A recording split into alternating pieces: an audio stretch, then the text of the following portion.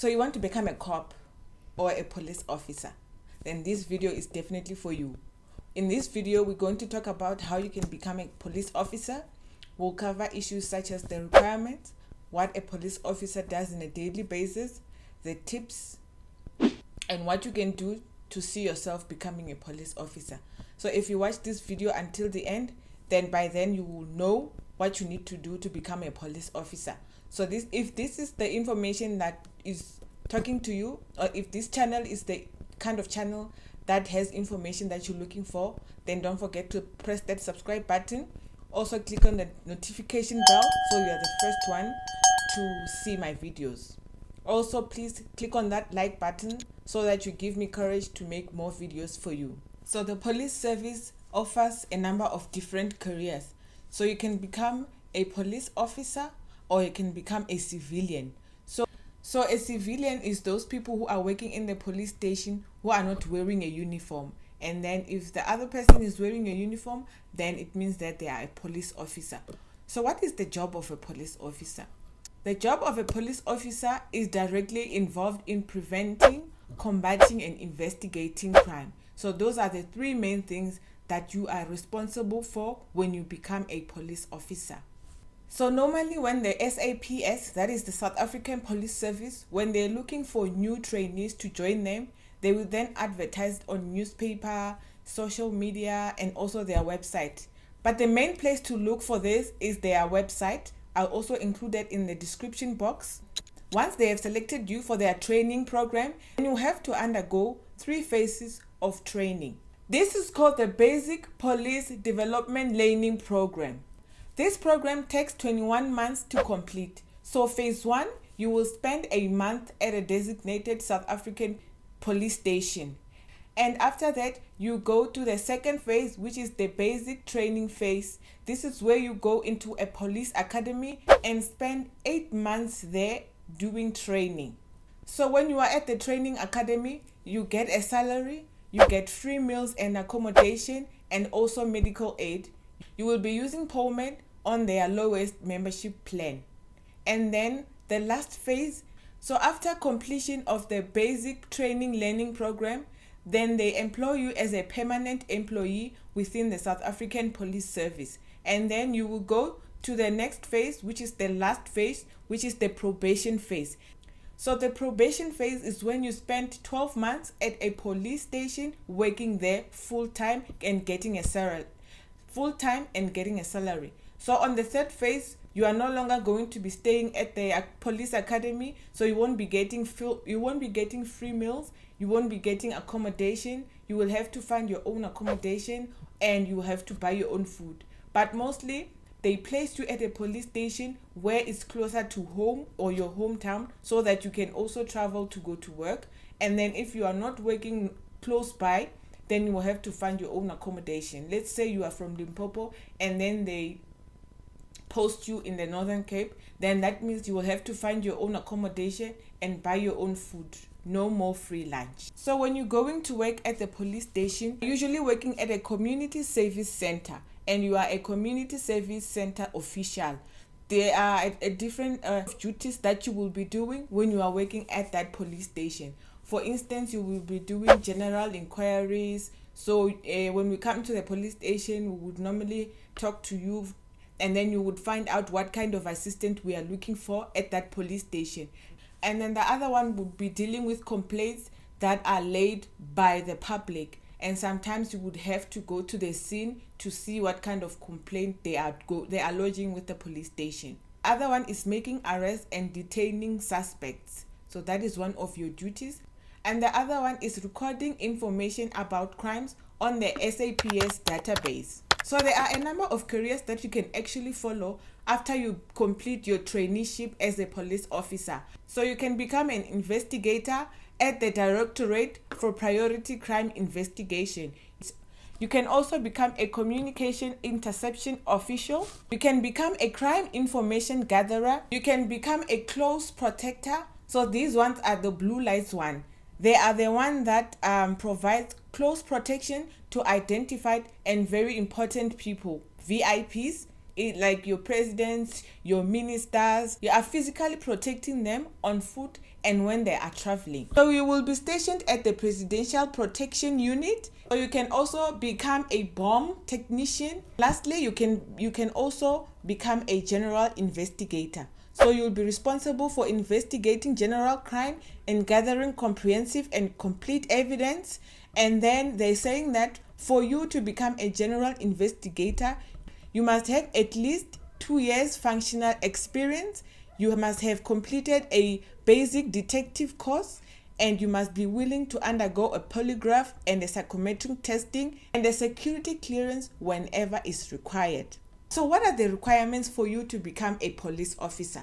So the following are the requirements.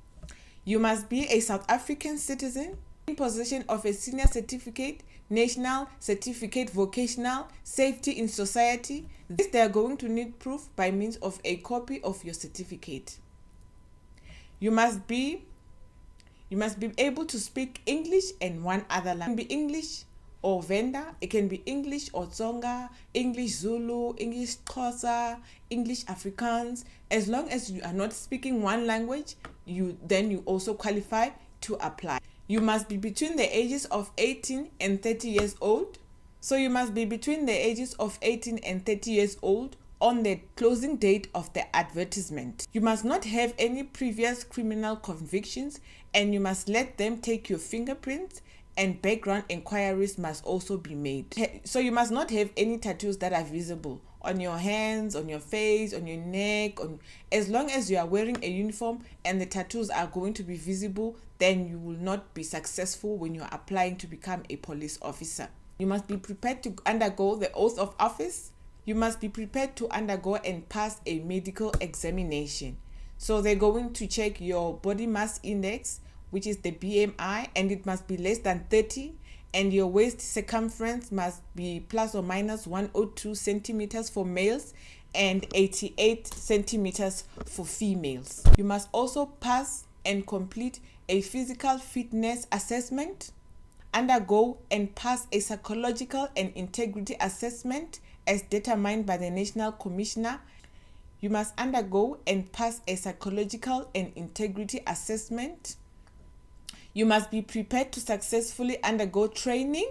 This is the training that we're talking about. So you must be prepared to spend 21 months in training and complete it successfully.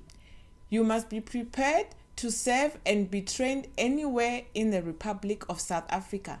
So you must be prepared to be stationed anywhere. Maybe you are from Gauteng, and then you will be willing and ready to relocate to another province for work. The following are some of the advantages that you can have to increase your chances of becoming a police trainee. So you should have